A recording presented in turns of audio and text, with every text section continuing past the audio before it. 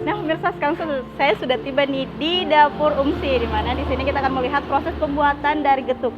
Nah, getuk itu sendiri kalau untuk Sulawesi Selatan biasa dikenal dengan kato. Nah, penasaran kan seperti apa sih proses pembuatan getuk atau kato ini? Yuk, kita masuk.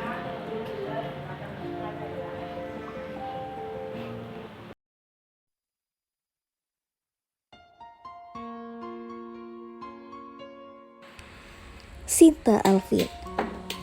Itulah nama dari pemilik warung dapur Umsi. Seorang wanita yang berjuang seorang diri membesarkan anak semata wayangnya. Hidup di perantauan memang bukan hal yang mudah. Cobaan silih berganti datang seolah tak kenal lelah mengiringi langkahnya. Lewat tangan dinginnya, perempuan yang akrab disapa Umi Sinta ini lahir aneka makanan hingga kudapan. Seperti yang saat ini Anda lihat, ubi dan gula merah jadi menu utama untuk membuat getuk. Getuk adalah kudapan khas Jawa yang memiliki kisah menarik, mulai dari jatuh hingga bangkit dari keterpurukan hidup. Bukan sembarang kisah. Lewat menu ini, Umi Sinta menapaki karir sebagai perantau dengan profesi jualan dari warung ke warung. Bangun sejak subuh mempersiapkan semua bahan. Tangannya dengan gontai menarik pisau dan meletakkan di atas gula merah.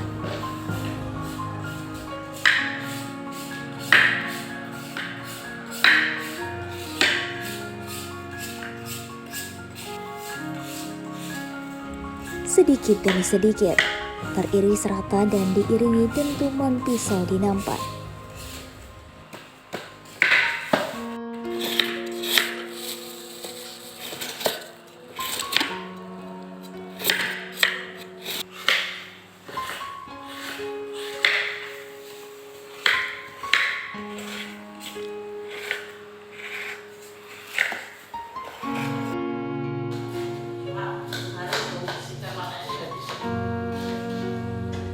Sampai di situ saja, Umi Sinta harus kembali beranjak mengangkat dandang besar yang berisikan ubi kukus. Bobot yang berat tampak bukan lagi hal baru baginya. Pesanan dari pelanggan membuat Umi Sinta harus cekatan agar orderan tidak lambat. Tak jarang Umi Sinta harus tersengat panas dari dandang hingga asap mengepul yang mengelilingi wajahnya. Semuanya dilakukan seorang diri. Tak ada pendamping hidup. Namun tanggung jawab sebagai ayah dan ibu membuat dirinya begitu tegar melewati tantangan hidup.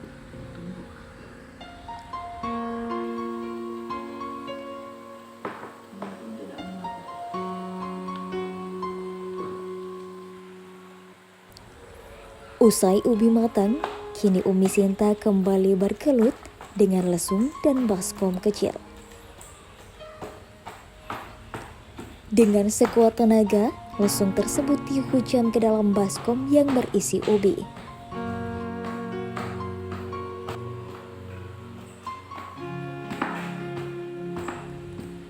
Hal ini dilakukan hingga bahan utama getuk hancur dengan merata. Tentu bukan hal mudah untuk melakukan secara berulang.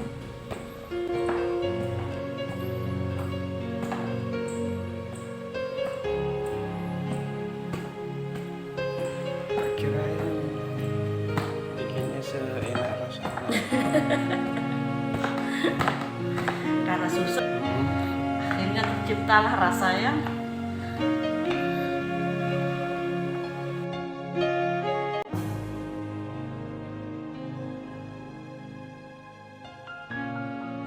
Raut wajah yang tertutup cadar diiringi tarikan nafas yang dalam setiap lesung itu dihujamkan.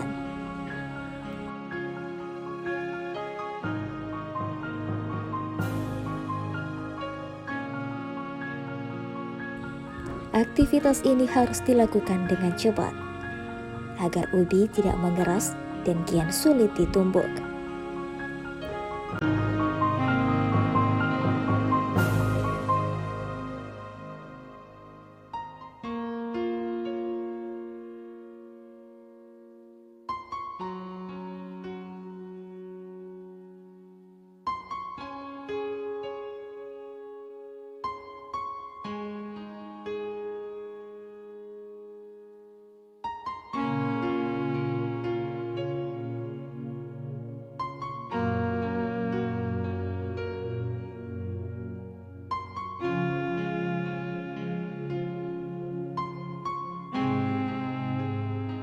Ini getuk yang paling susah itu apa, Umi? yang paling susah di saat kita menumbuk dan kita dapat ubi yang tidak baik. Sudah berapa lama ini? Saya dari 2000, ini hampir bersamaan dengan saya. Saya dulu baru ini. Jadi kalau banyak pesanan masuk, jadi tiap hari numbuk, Umi ya? Iya. Jadi olahraga pagi. Biasanya dari jam berapa mulai? Ini kan pesanan alhamdulillah. Aku tadi bangun 2:30. 2:30. Itu selesainya jam berapa nanti? Ini sebentar lagi selesai karena jam 6 nanti harus diantarkan yang pesanan 150 porsi tuh harus diantarkan. Ini yang paling susah tahu ya. Ini tumbuk katanya lebih susah ya dilihat ya kalau orang baru pertama. Yang lebih susah lagi pencampuran antara gula merah dan ubi.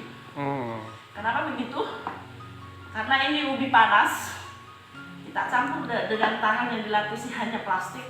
Kita campur begitu. Nanti kita lihat sendiri prosesnya pokoknya. Jadi tapi saya bersyukurnya pelanggan dan pecinta getuk itu tidak pernah ada yang kok mahal begitu.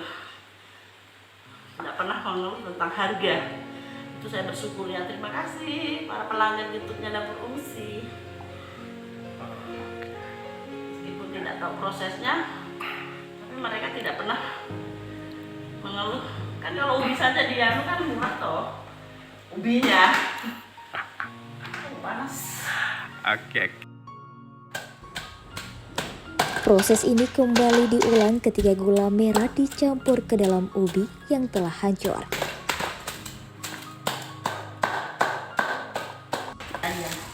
Namun tantangan lain sudah menanti. Panasnya ubi harus diadon dengan tangan berlapiskan plastik agar perpaduan keduanya merata. Inilah yang sangat-sangat dibilang yang mana yang lebih susah kan gula merah. Flashback ke awal perjuangannya di Palopo. Umi Sinta pernah kehilangan uang hasil penjualan getuk setelah berkeliling hingga sore hari. Hujan kebasahan, tarik mentari kepanasan.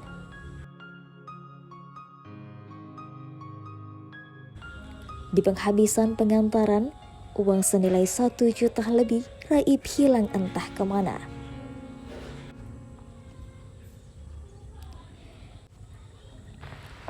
Dari pagi hingga sore mengantar pesanan, Umi Sinta ujungnya tidak mendapat apa-apa.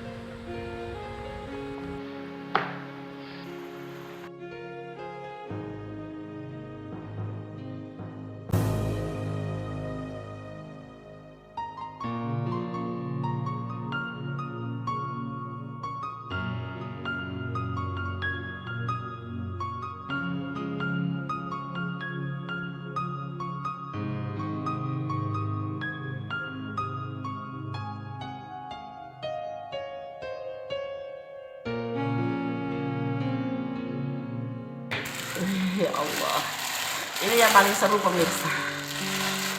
Seru sekali.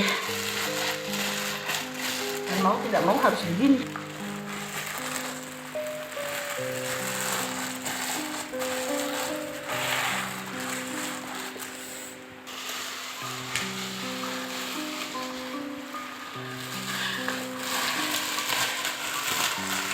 Tadi Umi bilang ini proses yang paling sulit. Kenapa bisa sesulit itu, Umi?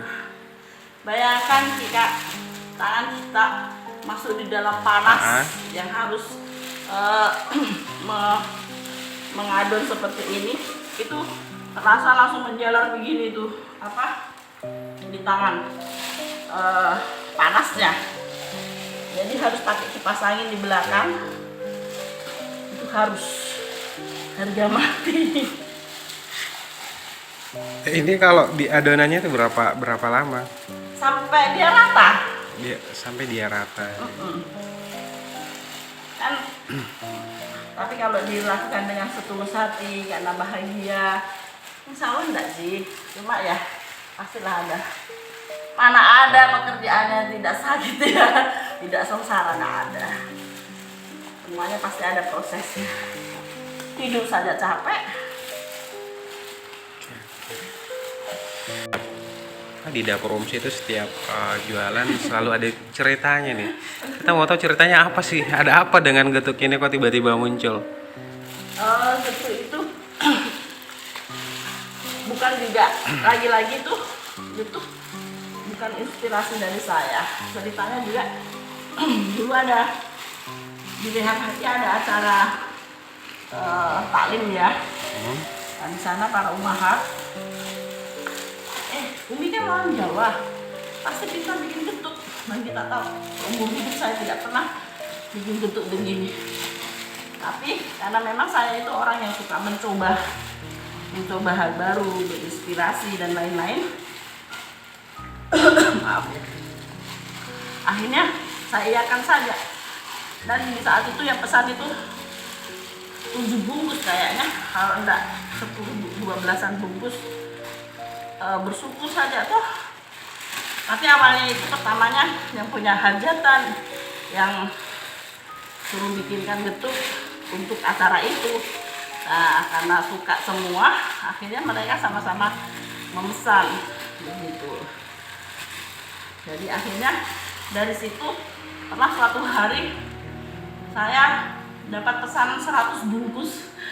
Ya Allah, kita tahu karena pertama ya takut mengecewakan. Saya bangun jam 12 tahan jam 12 menunggunya 2:30 kayaknya. Tapi yang dengan izin Allah itu getuk ini katanya sih tahan Kak sampai besok itu tahan masih. Nah, dari mananya yang membuat dia tahan, yang penting prosesnya ya seperti yang tadi itu semuanya. Itu ceritanya. Dan ada cerita menarik lagi. Pernah di saat itu itu kan buat sarapan pemirsa. Buat sarapan. Akhirnya saya buka orderan di Facebook dan mencapai berapa puluh begitu. Saya mengantarnya karena kan memang saya baru-baru online. Baru-baru online, tidak tahu tempat, tidak tahu alamat. Bonek apa ya, atau orang Jawa bilang bodoh nekat. Akhirnya saya bikinlah. Saya bilang ini untuk sarapan 2:30. Ternyata saya mengantar sampai 2:30 sore. Saya tidak pulang-pulang, saya bawa semuanya. Saya cari satu persatu alamat karena dulu itu gratis ongkir kalau beli 2. Kalau beli 1 itu harganya 13.000. Tapi harga getuk dulu itu 13.000. Kalau 2 gratis ongkir, kalau 1 dipesan ongkirnya 5.000 kalau tidak salah dulu. Pokok semuanya begitu. Di saat itu aku kepanasan, aku kehujanan sampai aku antar di benteng itu. Mereka ya Allah hujan-hujan loh diantarkan, tapi memang harus saya orangnya memang harus konsekuen. Apa yang saya bicarakan itu yang harus saya lakukan karena saya nggak mau dibilang bicara A akhirnya jadi B, itu nggak mau saya. Makanya saya bilang Saya tidak mau dijanji orang juga, dan saya juga tempatkan pada diri saya tidak boleh mengecewakan orang yang saya janji seperti itu. Jadi apapun itu saya lakukan. Ada lagi, itu serunya, bayangkan orang dengan sabar. Akhirnya saya telepon begini, maaf getutnya sampai sore enggak apa-apa, iya bawa aja begitu. Itu yang is the bestnya pemirsa. Terima kasih pelangganku. Ada lagi cerita, suatu saat aku punya hampir dulu itu getuk begitu. Jadi tenaga, mungkin karena makanan lama yang baru muncul, akhirnya ada 100 lebih Bu kayaknya. Saya keliling, pokok ini ceritanya di saat uang getuk yang keliling hingga satu alaman di Pong Simping itu. Di situ aku memang enggak pakai tas, karena orang memang enggak pengalaman ya. Aku enggak pengalaman, enggak pakai tas, pakai disimpan saja di saku. Itu uang pemirsa, uang hasil saya. Dulu kan kayak saya kerja sore, paginya saya ikutkan mengantar bersama getuk begitu. Dan uang hasil itu enggak tahu jatuh atau apa, hilang dari saku. Dan dari saku saya itu saya nggak sadar, sadarnya saya itu di lampu merah Pong Simping, di situ kenapa kok ringan begitu. Ya, akhirnya saya pegang, ternyata uang itu sudah nggak ada, dan itu uang ya namanya kita baru mulai bangkit, bukan bangkit ya, baru mulai proses. Ternyata itu nggak ada, dan saya kembali lagi, katanya nggak ada yang lihat.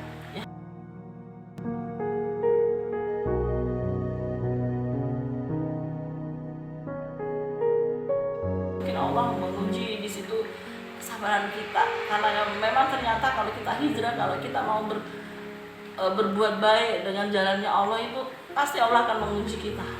Entah ujian besar ataupun kecil, pasti ada ujian, karena Allah ingin melihat kesungguhan kita untuk mencintai Allah. Itu mungkinnya itu yang saya ambil. Aku tersenyum, padahal di rumah itu aku nggak tahu modal apa lagi yang besok saya anukan. Hingga akhirnya uangnya yang mau saya bayarkan pondoknya Alfian, saya pakai dulu untuk membuat modal ke besoknya. Bismillah saja ya Allah, karena ini yang ada. Saya bilang begitu, engkau tidak tidur ya Allah. Itu satu, saya yakin bahwa Allah itu, kalau kita sungguh-sungguh, kalau kita menghadap Allah sungguh-sungguh, Allah tidak akan tidur. Kita hanya Allah ingin tahu remehkan kita. Allah ingin tahu setelah diuji ini kita akan bangkit kah, atau kita akan maki-maki Allah kah, atau apa. Jadi saya pun menyadari bahwa mungkin ini adalah cara Allah untuk menghapus dosa-dosa saya masa lalu sebelum saya hijrah. Aku pernah meninggalkan sholat, aku pernah begini, aku pernah begini ya. Hingga akhirnya bersyukurlah masih bisa makan begitu. Dan satu hal pemirsa, jangan pernah condong ke orang, jangan pernah mengharap orang. Satu saja, harapan kita hanya pada Allah, hanya pada Allah, hanya pada Allah. Karena dengan adanya kita yakin Allah akan mencukupi semuanya, semuanya akan berjalan dengan lancar yang kita seperti inginkan. Seperti itu yang saya rasakan, dan alhamdulillah hati menjadi lapang. Kita bisa memaafkan, bisa menerima takdir kita yang harus kita jalani. Aku lanjut dulu, nanti jamnya dimarahi orang. Bukan dimarahi orang ya pemirsa, tapi tanggung jawab saya, karena saya iyakan sebelum jam 6 saya harus konsekuen. Oke. Ketika semua bahan menyatu dengan baik, barulah dihidangkan dan bersiap untuk dilakukan pengemasan. Ada 150 pek kecil yang telah diorder dan harus diantar jam 6 pagi. Tangan Umi Sinta kembali menari berpacu dengan waktu. Tak ingin mengecewakan konsumen alias pecinta getuk.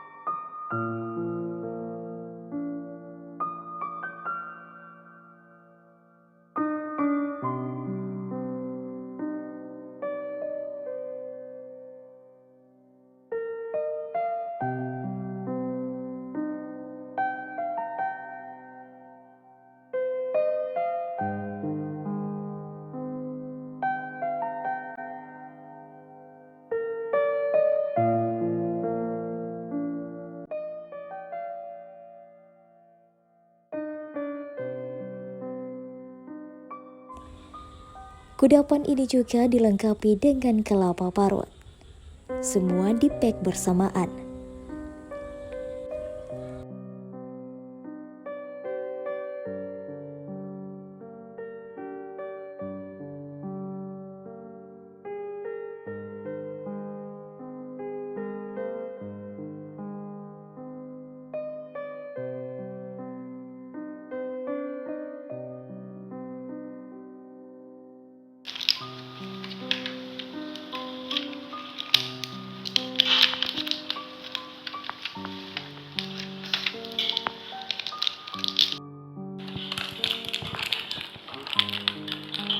Kalau sudah dipanas mau potong.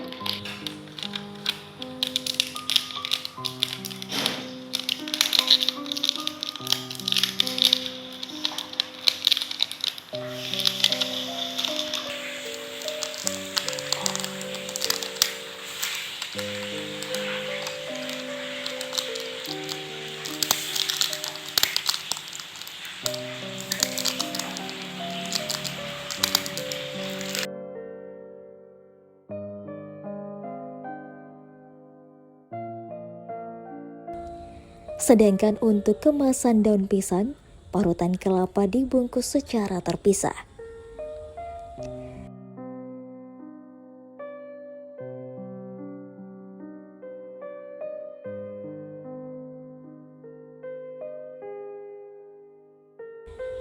Cara ini bisa membuat getuk bertahan hingga malam hari, tanpa khawatir akan basi.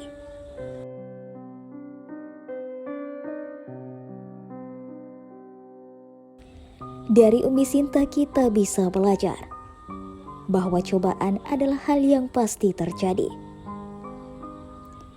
Tak peduli tua muda atau masih anak-anak.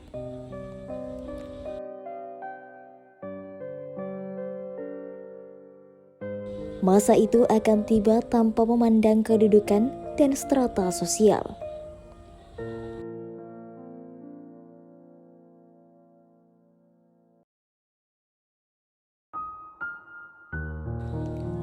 Tetap sabar, tabah, berserah diri kepada Sang Pencipta, sembari memohon petunjuk untuk kehidupan yang lebih baik.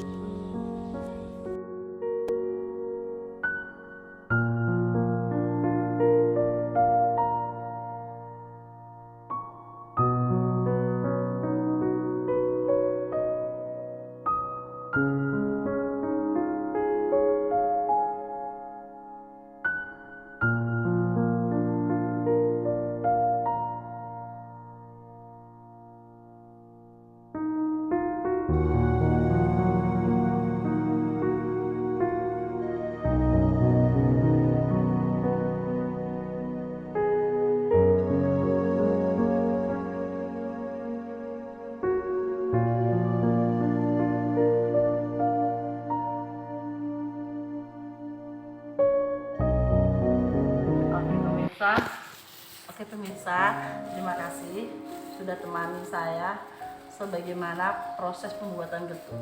Dan saya berterima kasih karena selama ini para pelanggan itu tidak pernah mempersoalkan masalah harganya, karena memang prosesnya ubinya murah tapi prosesnya itu butuh kesabaran, dan yang satu lagi kita membuatnya dengan ketulusan dan penuh cinta gitu. ini adalah saya sengaja membuat konten ini, atau saya sengaja menyimpan perjalanan gimana, semoga saja yang menonton mendapatkan inspirasi bahwa hidup itu harus berjuang. Hidup itu tidak boleh mengeluh. Ujian itu pasti ada. Selama ujian itu seperti ini, habis selesai sebentar, kita istirahat sebentar dengan kebahagiaan, nanti ada lagi ujian yang berurai air mata. Tapi dengan kita terus mendekatkan diri kepada Allah, insya Allah semuanya akan teratasi dengan indah. Jangan lihat masalahnya, tapi fokuslah pada penyelesaiannya, yaitu menyelesaikannya dengan mendekatkan diri pada Allah. Jangan merasa diri kita itu bisa kok melewati, karena semakin kita mencari bagaimana penyelesaiannya, itu semakin rumit. Kenapa saya bilang begitu? Saya pernah melakukan itu. Semakin kita aku bisa dipikir terus, itu ternyata itu tidak menyelesaikan masalah, malah Allah itu menutup dari arah sini semua ditutup, akhirnya blank kita. Jangan melihat kok saya bisa tegar dan lain-lain. Kita belum tahu bahwa proses di balik itu semuanya, aku pernah menangis sendirian, aku pernah menangis di saat orang tidak tahu, tidak terus yang melihat saya setegar ini hanya di depan, mungkin hanya di depan yang terlihat, hanya di depan saja yang terlihat aku tegar, tapi sesungguhnya aku pun rapuh. Tapi karena aku punya Allah dan aku yakin kalau aku mencari mau menyelesaikan sendiri, aku tidak bisa.